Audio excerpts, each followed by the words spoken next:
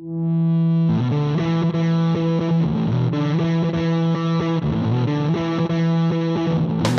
and gentlemen, boys and girls, cheerleaders, welcome for another episode of Tatami Talk. My name is Juan. This is my partner, Anthony. This is a judo podcast for judo players by two judo players. So, Anthony, as you can see, I'm coming at you from a secure, non-disclosed location again. There are some people, I was hoping to have a nice quiet place, but there's some people here at the location coming in and out using our restrooms. So you might hear some toilets going off. On a Sunday? Yeah, there's some people here.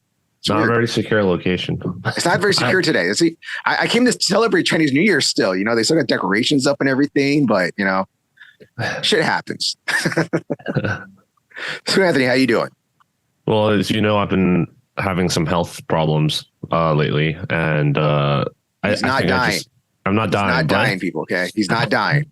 I'm just like all banged up, let's just say. Not from judo. I haven't really been training, and I think last episode you knew I had staff, and I'm still working overtime. Like I'm actually was just working just now. I had to tell my team like, hey, like I'm gonna go. I have to step away for an hour, but after this episode recording, I have to go back to work, and it's on a Sunday.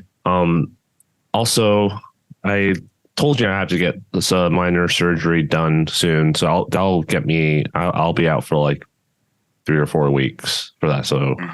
That's going to happen in March.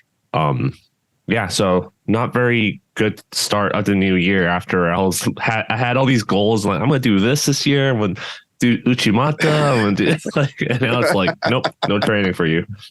So, well, yeah, you can work on judo theory then. That's all you can do right now. Yeah, I've been reading a lot.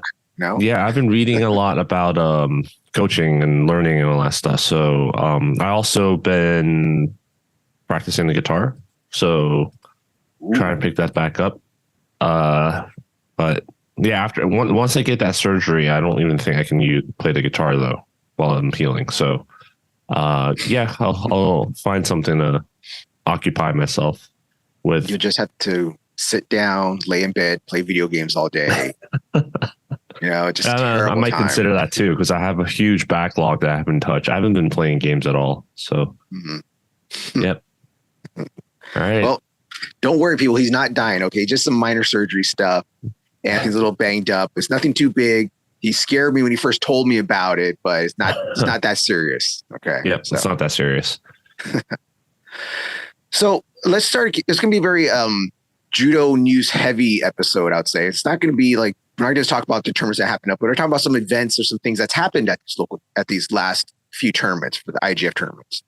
So, do you want to start off with the Paris incident or go into Tel Aviv first? Let's start with Paris. Yeah. All right. So, as people mostly know, like Paris happened about 2 weeks ago, 3 weeks ago. It's probably 3 weeks ago. Almost 3 weeks ago. Well, an incident happened in the very first round of the minus 52 category. So in the first round, I'm not going to mention people's names and stuff because I don't want to get anyone in trouble. If you want to look it up yourself, go ahead. It's out there. But apparently there was a biting incident in the very first round. A woman from Belgium was facing another woman from Kazakhstan. Van Schnick, not just any woman. I know. Well, I was going to try to save the woman that did the biting, but since you already mentioned it, actually, I can't even say her name. I ain't gonna try to say it. She's very popular on Instagram. I see her show up on my feeds all the time, but yeah, I don't know. I find her kind of annoying, her content, so I had to block her. We'll get into that a little bit. We'll get into that a little bit more, I think, because of the situation that happened. So during their match, it was towards, I don't know, I didn't write down what time it happened. I think it happened kind of in the middle. It was the end of the match anyways, okay? So Van Schnick went for the, I don't know how she got, I can't remember how she got it, but she got into an arm bar. And the way the arm bar was being done, it's how they call the Russian arm bar nowadays, that kind of upside down, pulling someone over arm bar. You call that a Russian arm bar, really? Yeah, because because Fedor did a lot in Pride, so people call that the Russian arm bar now. So if you're basically like almost laying on their body or laying on their arm, they call it a Russian arm bar now. So it's like just because Koreans do a lot of things and they call it Korean, whatever. Go ahead. So that's so you're trying to think of position was, so she's kind of this Russian arm bar position. Mm-hmm.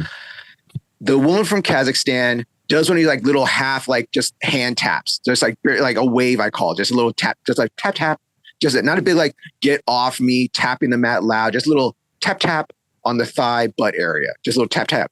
And the ref, he acknowledges it, says ipon. Shortly after that says mate.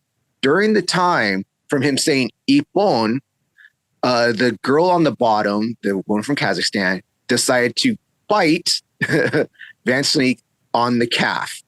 Not once. I think that she bit her twice. The way the reaction of the video is, like she bit her once, and it's like, oh shit, then she bit her again. The woman from Kazakhstan's excuse was that I thought my arm was being broken. She wasn't letting go. Well, if you thought your arm was being broken, you should have been giving a big, huge tap right on her and stuff, or on the mat. Not when these little wave taps that like, I'm like kind of slight tap so she lets go, and then I'm gonna continue. Because that's what I saw when I first looked at it. I was like, oh, she's doing like little soft ones. Maybe she'll let go or go easy and continue. Yeah, I mean, I saw it. I love the Nonstop Nawaza YouTube channel, which is where I saw this, and that's the video I linked you. And just looking at the comments, people are like blaming the ref. Oh, the comments are terrible. Yeah, I'm just like, what are you talking about? Do you even get to see it? You get to rewind and see it in slow motion. And like you said, this like little playing the guitar, strumming kind of thing's not a tap. And when she tapped, he called Ipon. Immediately called Ipon, and that at that moment is when she bit her, which is like, you should have just tapped earlier. So so like if you're in the comments and stuff, and I even went on this woman's Instagram, she's like, oh, my arm's broken, it's my arm's broken. She was crying her arm was broken. Like, no, her arm was dislocated, not broken. Okay, the bone was not broken. Her upper bone, lower bone, whatever you want to say, no bones are broken. It was an elbow dislocation. She should have tapped earlier. And one thing that was kind of weird is that when you do watch the video, the ref, it just stands there. Like she bites her twice, and the ref just stands there being like, what's going on here? Because the Kazakhstani woman starts grabbing her elbow, being like, oh, bloody murder. Oh my God. Oh, my elbow. His angle, you can't see that even our angle wasn't really able to see that she bit her. So, but if Van Sneek jumps off saying, oh my God, and grabbing her calf like that, I'm like, what happened? Did something happen right now? I would have immediately asked, like, are you okay? What happened here? You'd be like, look. She'd be screaming like, look. So, but yeah, it's just funny the comments being that, oh, I would have bit her too. Why did she go so hard on her? Oh, she broke her arm. Now she disfigured the rest of her life. And I'm just like, you're all fans. I didn't see that. I read some more ones. The translator, some of those things you get a translator for, and I hope you don't know how good the translator is also, but it's just hilarious because the Kazakhstani girl that we're talking about, the woman, she's also a model. She's a somewhat famous Kazakhstani model. She's huge on Instagram. You've probably seen her come across. I think. Whatever. Yeah. So it's not terrible saying that. We get some heat right now. Juan sure loves getting that heat. Yes, I do. So all these people are just defending her, being like, oh, I'm glad that she bit her. She should have done that. I would have done it too. She's disfigured now. It's like, no, she has a dislocated elbow. She's going to be fine. If she was so worried and so scared about this, one, why is she competing internationally? Okay, if she's this model and so famous and she's doesn't want to get disfigured. You see people get cut and bruised and messed up in their nose. Like someone we're going to talk about later, Deguchi. She broke her nose. Okay. Look at Travis Stevens. She had her surgery. I didn't realize, and she posted surgery pics, and then she was like, "Oh, this is actually from last year." Like, yeah, it's from last year and stuff. Which is I would talk about a funny thing later about that one. But like, look at Travis Stevens. You know, he got that scar tissue from all those cuts on his head. Mm-hmm. If you're so worried about your modeling career and all this stuff, why are you competing internationally and weren't you tapping sooner? That's just my thing. Okay. And it's just their fanboys and fangirls all out there trying to protect her and stuff. Like, it's like the beehive. Like here in America, we got the beehive. You know what I'm talking about. So, all right, what do you think? I don't want them coming after me. I don't want them. I'm scared of them. I don't want them after me. I'm sorry. I love you guys. I love you. I love Beyonce. I love all you. No, I agree, but I didn't read the comments that much. I just thought it was stupid. But my opinion ends at the point where I said she should have tapped earlier, because we see not just in judo competitions but jiu-jitsu competitions where people kind of like go like this, fake tap to make the other person let go. No, I didn't tap. What are you talking about? I didn't tap. I've seen that happen before. I try to find the video of it happening, but it seems like it was during the Olympics, so they like copyright striked it, removed it. So I can't find it, but I remember it happening where the girl kind of tapped and then person let go, and the ref's like, she didn't tap. I didn't see it. I don't know what you're talking about. So they continued. So yeah, so you don't stop. We were even at our club, we teach you to not stop until the referee says mate. Yeah. Even with the ippon call, you don't really let go. Well, in this case, if you hear the ippon, I would probably stop cranking the armbar, but I wouldn't let go until he says sore made or mate. So yeah.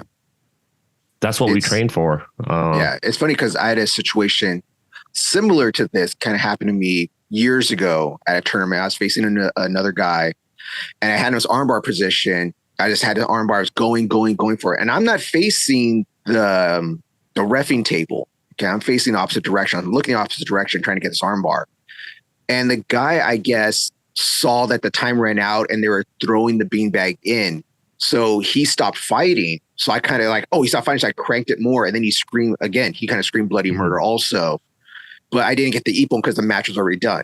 And his coach and his side were like telling me like, I'm an asshole. How dare I do that? I'm blah, blah, blah, blah, blah. And I was like, I'm not looking at the time. I don't see the beanbag being thrown in there.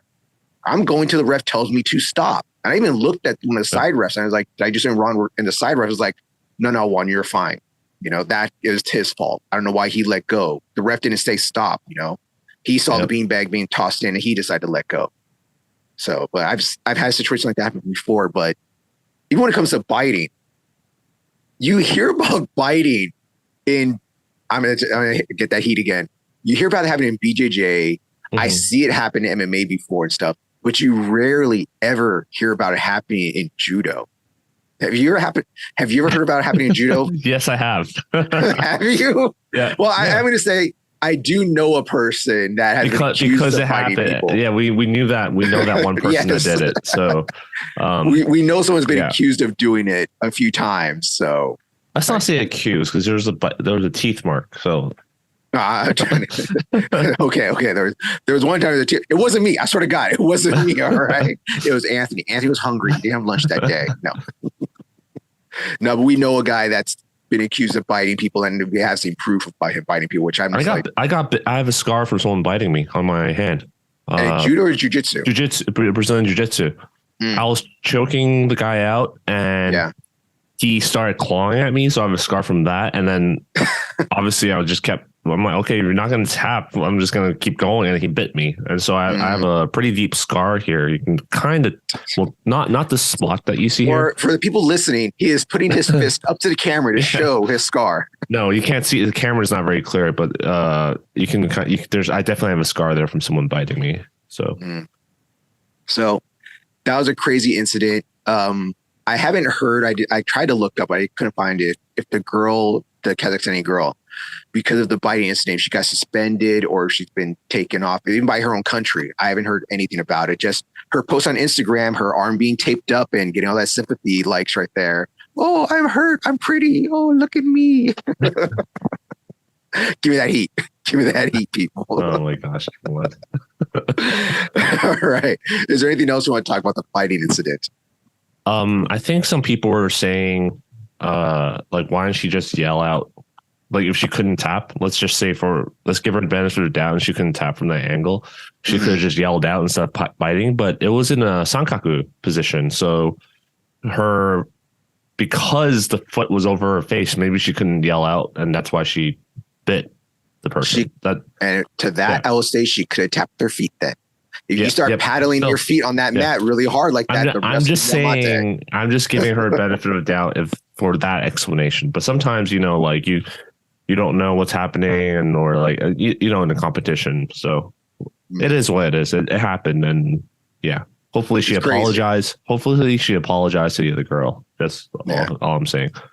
That was just a crazy incident that happened in Paris. And it's funny because no one heard about it. Like I talked to some other people like, hey, did you hear about this? And they're like, no. It's like first round, no one cares, No one cares about the first round. It's like, I'll wait till it gets to semifinals, finals, then I'll start carrying. But first round, whatever. All right. So you want to talk about Tel Aviv or an interesting incident? Not incident, but okay. Not incident. So this week we had was it Grand Prix? Was it the Tel Aviv Grand Prix? Yep. And one of the interesting matches is that we had an all Canadian finals at the -7. I keep wanting 57. I'm thinking of all these things reverse in my head right now. At the -57 kilogram. So we had Van Cleef versus Deguchi. No, Klimkait. You're mixing up you're mixing up Van Schnick now. Klimkait versus Deguchi. Yeah. Klimkait versus we actually have to specify Krista Deguchi now because her sister is also fighting at 52 and she lost the first round. But so okay. So I'm still going to Deguchi. So they had their match in the finals. It was a big match because the IGF and Canadian Judo Federation. I didn't get to watch the match first. I saw the highlights. Well, what the highlights were, and the big news that Klimkait finally beat Deguchi with an actual throw. Like she actually got an equal throw on her. Like, oh wow, she actually did something. That's great. She actually won. At first, I was all excited. I was like, oh cool. Even though you and me aren't big fans of her judo style. Then I watched the match. And man. Okay. So I'm just going to say this. Klimkait is notorious for doing drop sonagis. And she's doing drop sonagis, one, because it's an attack, and two, it's a good stalling because you can just keep spamming them. It's the new leg grab. Like people on Reddit were saying it already. It's like something has to replace the leg grabs for stalling. And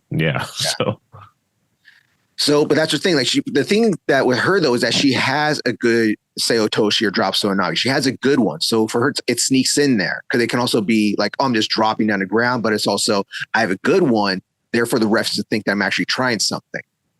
So this is just some of the numbers I got in the match. So before we continue, I think it sounds like we're shitting on her for it, but it takes a lot of stamina to spam it like that too. So just like it's not easy, basically. So. Yeah. So here's some of the numbers of the match. Okay. So they go into overtime. The total match time is 8 minutes. It's 8 minutes and a few seconds. Mm-hmm. Okay. In the first 4 minutes, Klimkait does 5 drops sonagis, 5 seotoshis, 5 drops. Okay. Mm-hmm. In the second round, in the second half, in golden score, she does 6 in total that I counted. I counted all the drops and stuff. Some people were like, oh, that's not real attack. So whatever. And she went to the ground on her knees doing a somewhat attack, whether it's for pulse or trying to actually do something. I was counting it. So in total, she did 11 drop sonagis or seotoshis. By the time she did her, what was it? 5, 6, 7. By the time she did her seventh one in total, the crowd is booing her and yelling Shido. Okay. They are shouting Shido every time she would do, and she would throw in some other attacks, little false. I think she threw in like 2 attacks that weren't, that's 2 honest attacks, I think. She would throw in some other stuff, but it's like every time she would do a drop or do anything after that, they would start booing. So after her 7th attack, so that's 1, 2, 3, 4, 5, every time she would drop through her other 5, they were just like booing her. Every time they would boo, Shido, till finally, at the 4 minute and like 9, I think I wrote 409, 410, whatever it was. She finally gets her with a good drop sonagi, seotoshi, boom, right on her back. Deguchi lands, ippon. That's the big thing. Like, yeah, she actually threw her. This is her first time actually throwing her in a big competition like this, not Shidoing her out or nothing. But it was crazy. I've never seen an audience boo someone like that before. Literally. I have. Especially, I think I've mentioned this story in my World 29. I went to watch the 2019 World Championships and I sat next to a bunch of the Israeli families. And but you're in the stands there. I'm saying I could hear, no, but this is like audible boos. You hear on the cameras. Okay. Usually you don't hear stuff like that. It is a loud boo. Yeah.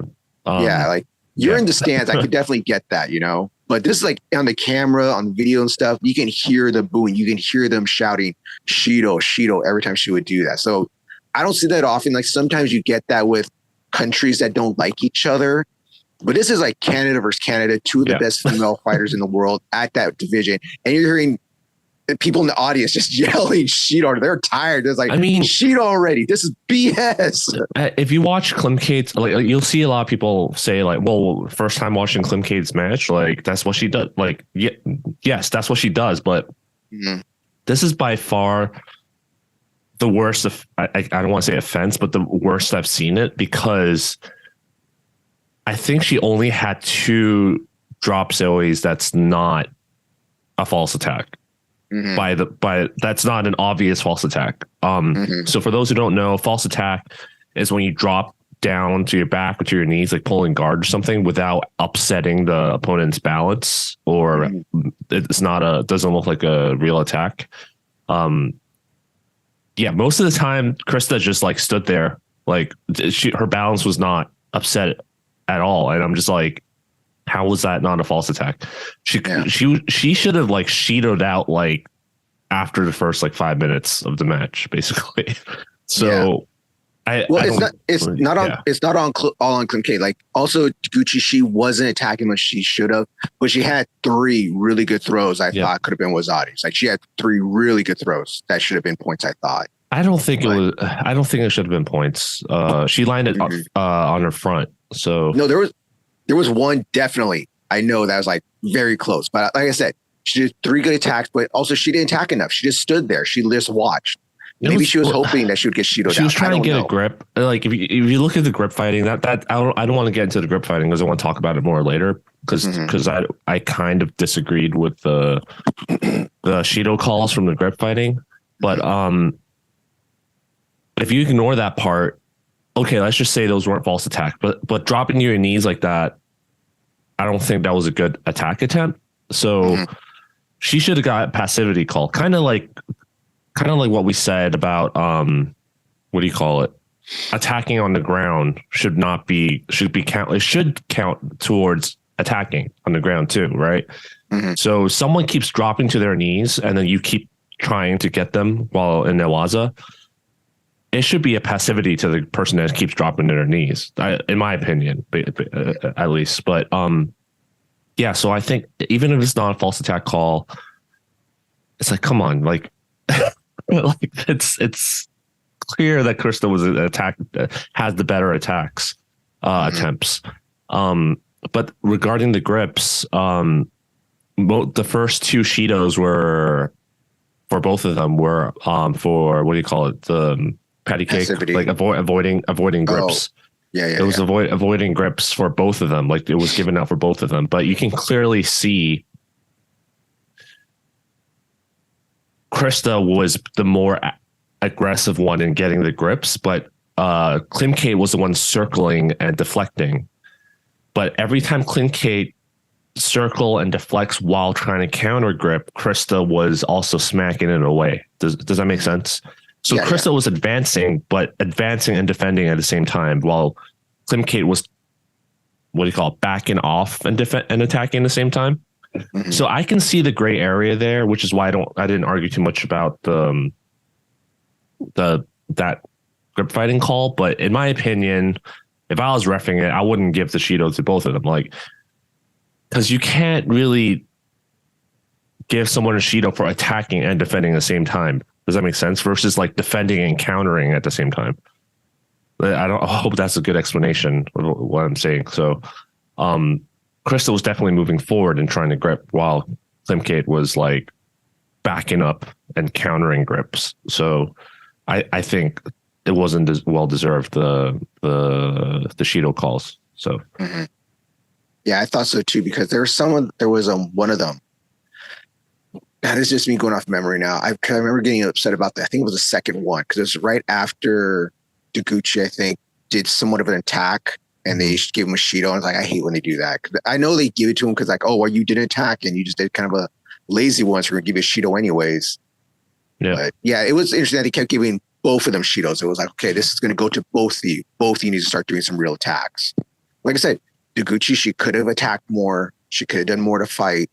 Where Klimkait was just doing those spamming drop Sonaga and stuff. As soon as you got a good grip, I'm gonna spam drop. Get a good grip, fight. Yeah, like grip, what drop. That's what we call like a loophole in the rules, right? Like every time you lose a grip fight, because she was not letting Deguchi grab the collar. Because if she drops all she has a collar, that's how she got caught every single time before that in the ground and got like Ashikatame and clock choked and all that stuff. But if you just like double sleeve drop on the floor to bail out of bad situations, like you should get a Shido for that, I think. But that's a loophole in the rule sets, right? It's like everyone, like people on Reddit were saying, it's a new leg grab. Just use that to stall and hopefully make the other person look passive and Shido them out that way. Yeah, because there were some attacks that she was doing where she wasn't even trying to go in between the legs. Like she was literally just going to the side of the leg side.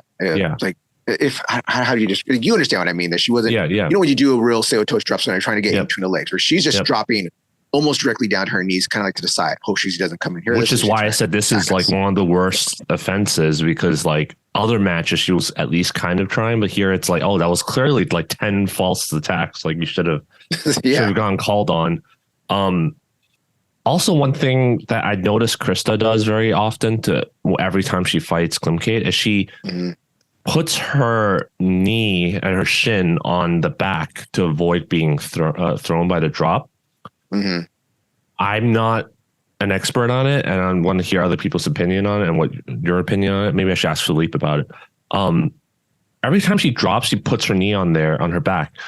To me, I feel like that's not a very effective, maybe because I'm tall, but I don't think it's a very effective counter to it. Because if the person gets low enough, which is what happened at the end when she got thrown for the Wazari, she gets low enough that doesn't matter how much your shin is on them, they're just going to flip you because you just open the gap up underneath you. I think hipping out or stepping to the side is better, but I don't know why she does that, but it worked for her in the first like 5 minutes. It's just at the end, like I said, she got low enough so that it doesn't really matter when you put your shin on top of someone's back.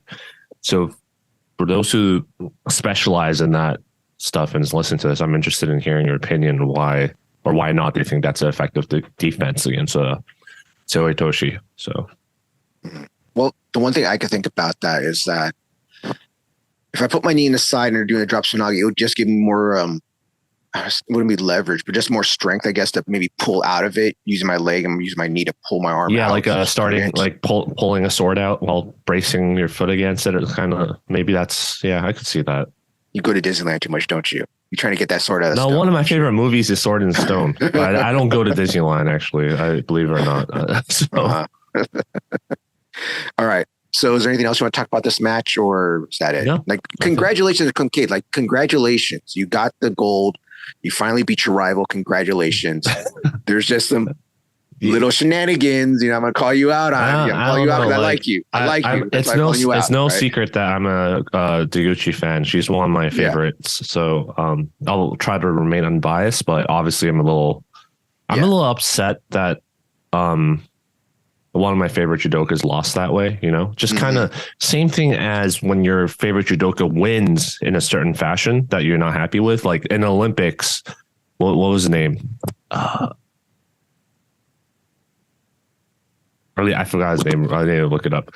But when one of your favorite judokas, they win in a fashion that's not fair, I guess, by either thanks to obvious referee bias or just like bad calls. Like that's not the way that's not the way I want to win. So, but I guess for them, it doesn't matter. Are you talking about the Japanese player that usually wins by Shidos? No, he usually does not win with Shidos. That's why I'm like, if he usually wins the Shido, I wouldn't. You're thinking of Takato, who I don't like.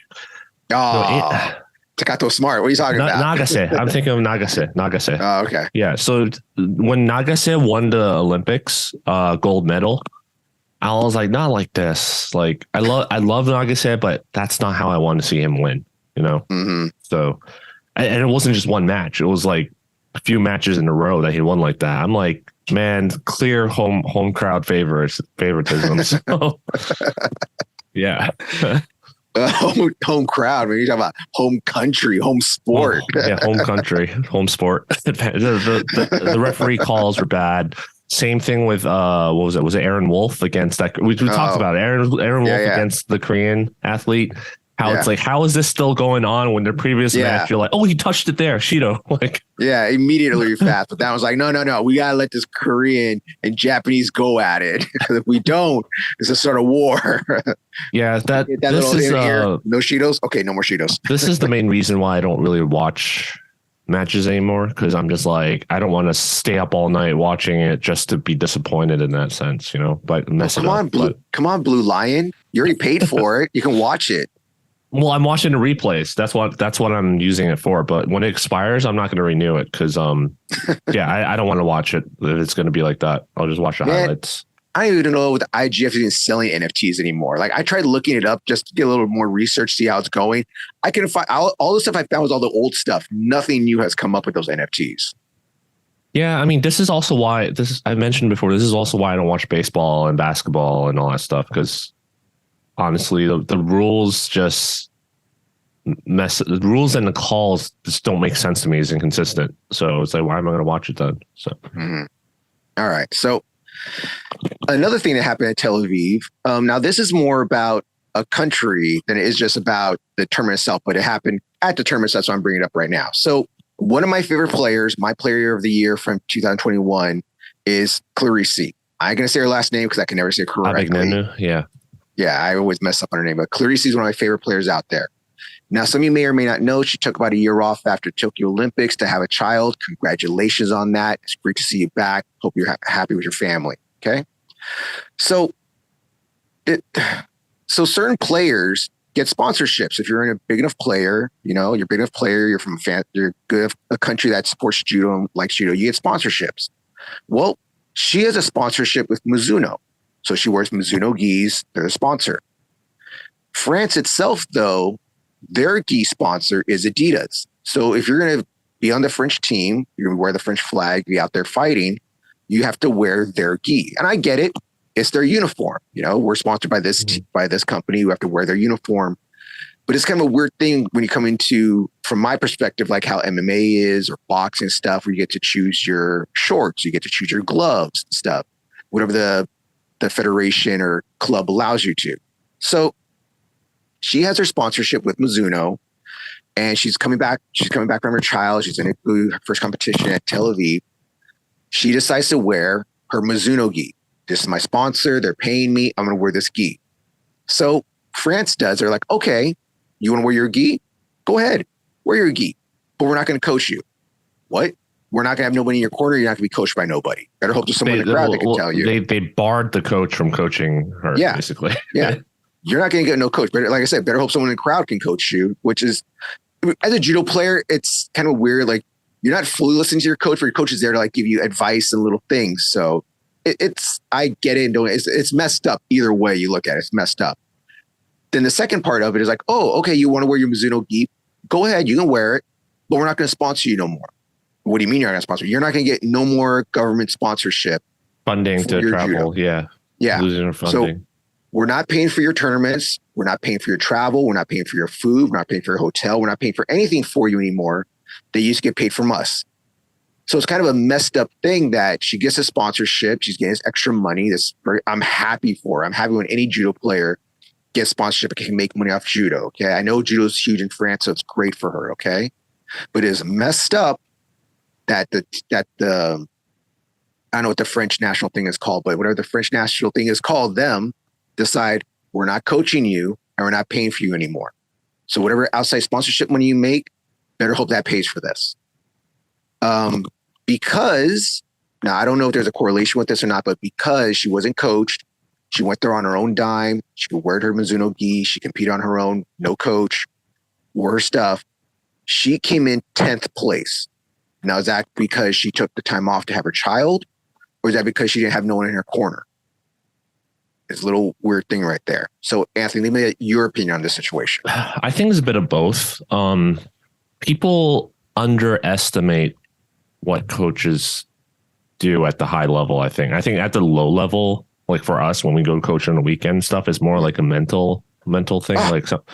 Oh, how dare you! I give great advice to my students. No, but for real, when I was at 2019, you don't really always see it on the YouTube videos, the feeds. But when I was watching it live, some of these coaches, they have this huge ass tablet or paper or board that they bring with them.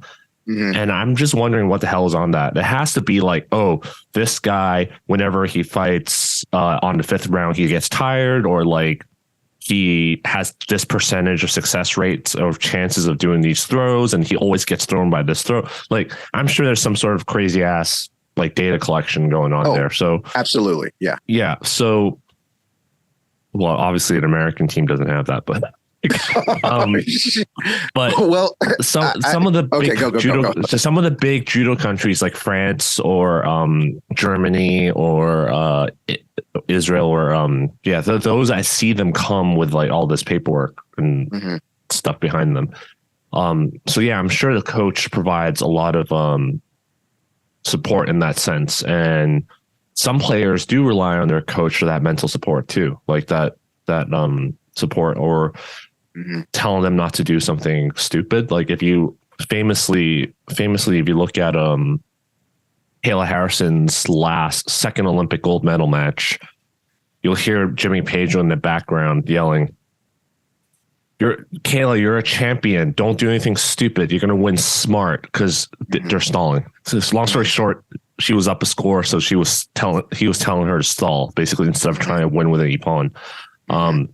And you can tell Kayla was like trying to throw the other person, and Jimmy's like, Harrison, listen to me. You're like trying to stop her from like trying to throw the other girl for real and get countered, So so there's that aspect of coaching too.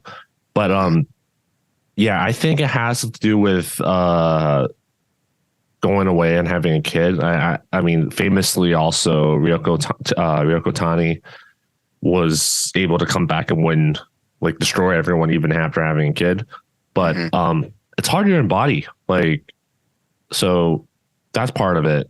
But regarding the Geeth situation, yeah, I was going to bring up something else, but I'll bring it up after I talk about the Geeth situation. So if you read the article, the main thing is when Clarisse got that Mizuno sponsorship, the French Judo Association was still in talks with the sponsors about, what was it, Adidas? Yeah, I think it was Adidas, right? Yeah. They were still in talks with Adidas, so they didn't have the deal set up yet. So otherwise, why would you go get another sponsor when you know your national team is like sponsored by a different company? It doesn't make sense, right? So it makes sense here where they're like, oh, they don't have a sponsorship going on, so I'll just like talk to Mizuno. But I don't know if she knew that they were in talks, or whether the talks were kept a secret for obvious reasons, so that could be a miscommunication there. She should have like maybe in hindsight consulted with the French Judo Association, like, hey, I'm going to like do this and that. Because people are saying, well, Teddy Raniere got to keep the sponsorship, because that was part of that was part of the negotiation. And to be fair, Teddy Raniere has been sponsored by Under Armour for years now, right? Like we talked about it in an old episode. So it was out in the open. So they were aware of it, and they could have like talked about it in the contract negotiations. But in this case, I don't know if they actually communicated. So it sounds like to me, just try and tread carefully. I don't want to just be outraged for no reason, but it sounds like a miscommunication to me. And the French Judo Association is also in a tough spot, because it's like, okay, what am I supposed to do? Let this person, the contract's already signed. Like, what am I supposed to do? Let this person wear whatever the hell she wants. So I don't know. I feel like they should just like work it out. Back to the performance discussion you talked about, how it affected her. You don't want to piss off your judos, especially if it's France. You don't want to piss off your judo association. I mean, this news we didn't cover it, but it was like a few years ago or a couple of years ago when, are you familiar with Lulu Piovesana from Great British? So her full name is her real name is Ljubljana. I don't know how to pronounce it. Ljubljana Piavesana. She was a minus 63 kilo competitor on the British national team, and she came out saying that she was getting bullied by her teammates and the staff. And then when she tried to bring it up, she got what do you call it? Released? Not released, but they fought back. Basically, they kind of like treated her worse for saying like you're not a team player, you're causing trouble for the team, that kind of thing. So she ended up moving to train in Austria. So she left the national because you're supposed to stay at the dorms and train at the national team center and all this stuff. So she moved to Austria to train with the Austria team because her boyfriend is on the Austrian team. I forgot his name already, but so she was training there, and ultimately she now fights for Austria. So the British team lost her. I mean, she wasn't like Chelsea Giles, like super successful, but she's no slack either. She was medaling at events sometimes. So now she fights for Austria. And it goes to show, like, if you piss off your association, it can do some real mental damage to you. She talks about it on her social media about how her mental health has been affected by this whole situation because she tried to like bring the bullying up to attention, and the staff were the staff were just not helpful. And then the British Judo Association put out a statement saying like she's a liar, basically. They investigated themselves and they see nothing was wrong. So you can never investigate yourself. There's a problem. You investigate yourself. You always got to get a third party in there. Yeah. So if someone says they did an investigation themselves, I don't trust them half the time. Yeah. The statement was basically, we investigated, nothing was wrong. She's a liar. This is the last time we're going to talk about this matter. We're not going to say anything about it anymore. So that was the end of that. So who knows if you piss off your association sponsors, who knows what they would have done other than cutting your funding and not giving you a coach. Maybe like they'll tell you the wrong date about practices or wrong time, or like small stuff like that. We've seen it in movies, and I'm sure some of us have experienced that too, right? So yeah.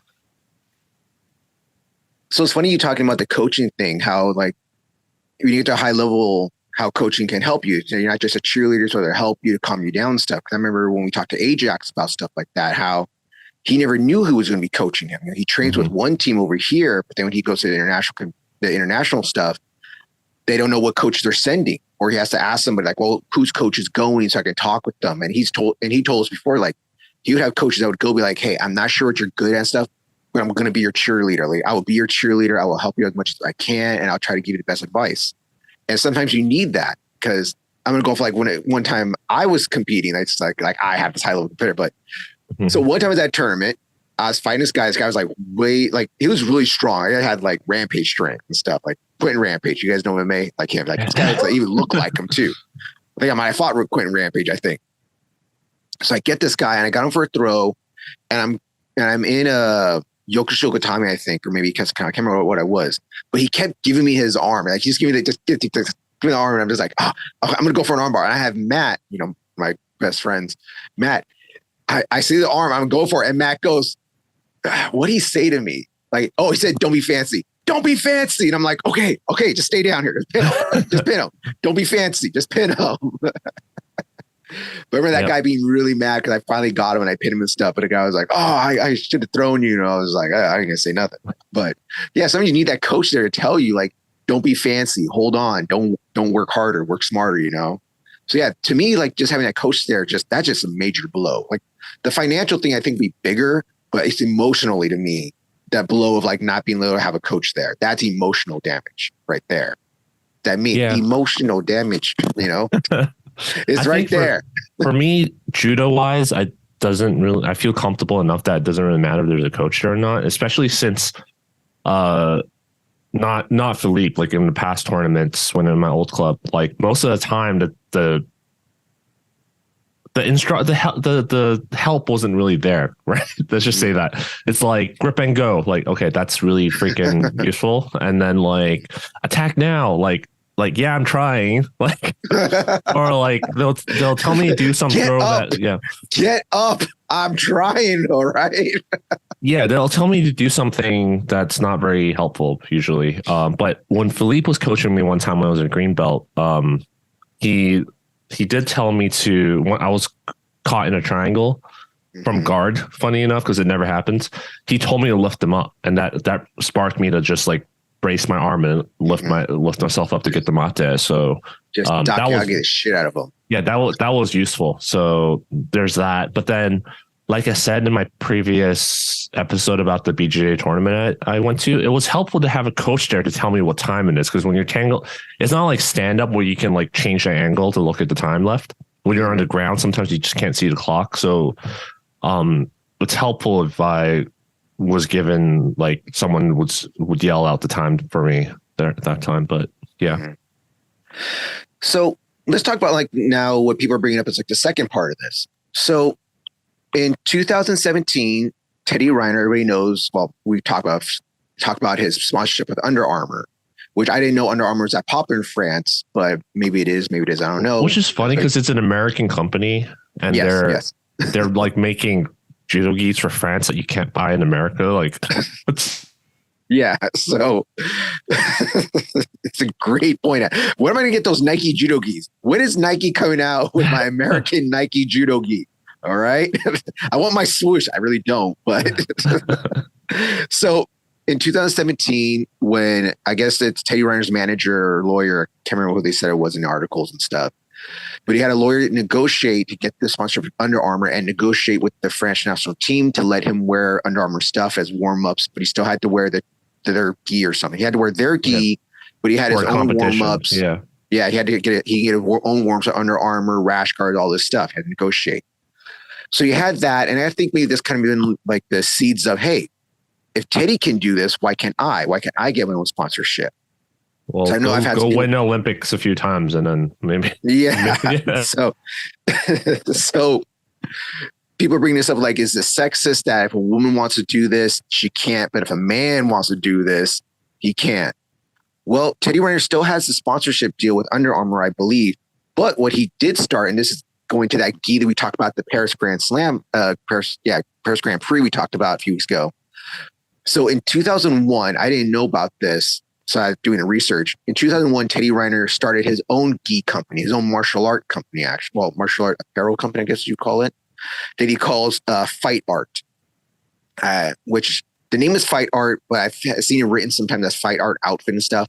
So they make judo gis, karate gis, BJJ gis, and taekwondo gis, as well as competition for like karate competition, making gloves and stuff for karate competitions, for Olympic style. If you need, like, saw what you saw. Well, you saw at the last Olympics where you had the red and the blue belt side and all that. So he makes that kind of stuff now. So that gi that he wore at that last competition that had all the 10 stars on it for his 10 world championships and the 2 circles are for 2 Olympic championships, that was his gi apparently. So it's this thing like, why does Teddy get to do this? But Clarisse, who's amazing, I believe she is a 2-time Olympic champion. I don't know how many world championships, but she's a 2-time Olympic champion because it's one of those catch-20. Is it because she won the team and she won her own individual? Yeah. We get what you mean. We get what you mean, though. I don't know. Some people might not get what I mean right now. They'll be like, what's Juan talking about? She didn't win this. Like, no, the team won. I count the team. Yeah. So I think Teddy did it, though. Maybe. I'm not sure now. But is it fair that Teddy gets to do all this? Like he lawyered up or managered up, got this, but she didn't. Like I know people are saying it's a sexist and stuff. This isn't fair. Why is it he gets to do it, but she doesn't? I said, we don't have all the information. Like how I talked earlier, how I think we needed to get more information because it sounds like it was just a timing problem. That's what I think. But also, I think Teddy also already had a brand. He's been around much longer than Clarisse has. Yeah. So he had a brand, and that means he probably has an agent and a manager and the lawyers already and stuff. Like Clarisse probably just found, like, it wasn't until the Mizuno sponsorships that she probably found a lawyer or agent to negotiate the deal, right? So who knows? We need more information. I wouldn't immediately jump to it being sexism. So, which is, but I'm not crossing it. I'm just saying that's what people are saying online. I know. So I think it's possible, especially how common sexism is. So I think it's totally possible, but I don't think we should, like, right off the bat, without the information, say, like, from both sides of the, which we're not going to hear because lawyers are involved, right? So, I don't think it's fair to just go right off the bat and say sexism was the main cause. It could also be part of the cause, but not maybe the main cause. So I think it all comes down to money in the end. So exactly, it all does come down to money and sponsorships. But you don't hear about. Well, you hear about how Teddy gets paid by his sponsorship money. He gets paid by his dojo that he trains at, the place he trains at and stuff, pays him as a teacher and instructor, quote unquote.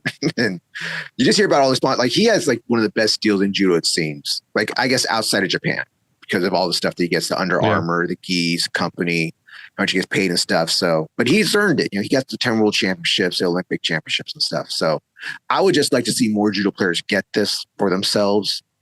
And, like, I see nothing wrong with Clarisse did, but I really do get both sides. I know I'm sounding more like on her side because I do like her. She is one of my favorite players. She is one of my favorites. But I do get both sides. I understand both sides. Like, if I was a soccer player, I can't be wearing just whatever uniform I want to wear out on the field. Okay, look at MMA, the UFC now. You can't wear your own country's flag on your uniform anymore. You got to wear that the Venom fight kit that they give you, and you have it's just to same wear thing that. with Reebok when they screwed over all the fighters. But you get to it's kind of like Conor McGregor. People are like, why can Conor do this? And it's just like, well, he has good lawyers. So he has good lawyers. He makes enough money. Like, the whole thing with the UFC uniform is, like, you get to pick, what is it? You get to either pick black or white as the two standard ones, or you get to pick a uniform off from a color off your flag.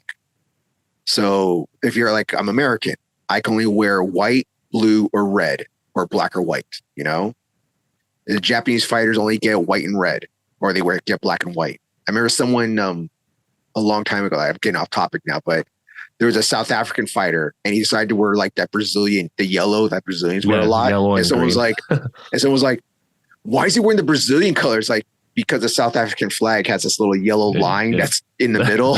That's why he picked yellow, most likely. So, but I get it. You can't. It's the same thing in NFL. It's like you have to wear their uniform, but in judo, it's combat sports. So it's like old school combat sports. If I find Bellator, I can pick whatever short brands I want. Whatever sweaters or ring gear I want to wear coming out and stuff. But I get it. It's not fair. It's not right to take away a coach. That's the part that gets you the most. Yeah. I wish Under Armour would sponsor American athletes instead of French athletes, being an American company. We should talk to The Rock. We talk to The Rock. We get him. He has Under Armour sponsorship. We get The Rock to help us out. Mr. Johnson, if you could please help American Judo, I would greatly appreciate it. Let's get the NFL football player that's supposed to be taking judo. Yeah, get him to wear Under Armour gi. So why not? Under Armour sponsors football, right? Mm-hmm. If I remember. I think so. I don't know. Maybe it's college football because Nike has the graphics. Yeah. Or Nike can actually make their goddamn judo gi. That's not going to happen. No. All right. Nike will start making computer PCs before they start doing judo gis. My Nike laptop. And watch, someone's going to be like, actually, they did make a Nike branded laptop. Let me Google that real quick. Oh, okay. Google that real quick. Oh, they have decals, so that doesn't count.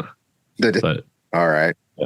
So is there anything else you want to talk about this topic? No, I'm glad this ended up being long enough episode. We don't have to rush talking about the next topic that we were going to talk in case. So. All right. So is there anything else you want to talk about today, or is this enough, you think, for this episode? I think that's good enough. And I know Anthony what has to get back promises. to work. I'm sorry. Anthony has to get back to work. Yeah. So it has to be a short episode, just a little under an hour, maybe. Yeah, it's under an hour. I know we talked about the short videos, but again, I've been busy, so probably we'll record it sometime in April or even after May because I have to travel. But Anthony is traveling. So, always complaining. Oh, I got to travel. Oh, I got to see another city. Oh, I got to go out the country. All right. All right. So please remember to like, share, and subscribe. You can follow me at the GRA_1 on Instagram. You can follow Anthony Throws on Instagram. You can follow us on Instagram at the Tatami Talk. You can follow us at YouTube at the Tatami Talk. You have any questions you want us to talk about? And we love the feedback from last time. It was very funny and fun. And I do love the heat. I love that comment. I love the heat. You can send that to us at tatamitalk@gmail.com. Anthony, is there anything else we want to talk about? Anything else we have out there? No? That's it? All right. Yep. So with that, don't forget to all false attacks. Ain't that